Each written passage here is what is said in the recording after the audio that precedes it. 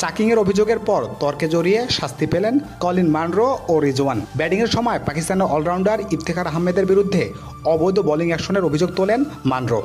এরপর ছড়িয়ে পড়ে উত্তেজনা। পিএসএলে আচরণবিধি ভেঙে শাস্তি পেয়েছেন ইসলামাবাদ ইউনাইটেডের ওপেনার কলিন মানরো ও মুলতান সুলতানের অধিনায়ক মোহাম্মদ রিজওয়ান। দুজনকেই ম্যাচ ফির 30% জরিমানা করেছে কর্তৃপক্ষ।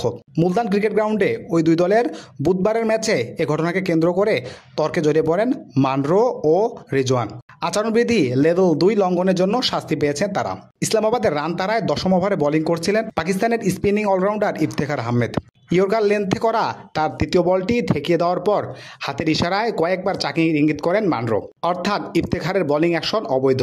এমন অভিযোগের পর ক্ষুব্ধ ইফতেখার কথা বলতে এগিয়ে যান স্কোয়ার লেগ আম্পায়ার ক্রিস ব্রাউনের দিকে।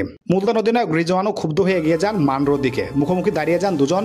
উত্তপ্ত বাক্য বিনিময় হয় দুজনের মধ্যে। দুই আম্পায়ার হস্তক্ষেপে শান্ত হয়ে যায় পরিস্থিতি। মানরো ও রিজওয়ান দোষী সাব্যস্ত হয়েছে মূলত আগ্রাসী আচরণের জন্য। কোনো আম্পায়ার ইফতেখারের বোলিং অ্যাকশন নিয়ে রিপোর্ট করেনি কিংবা অভিযোগ জানায়নি।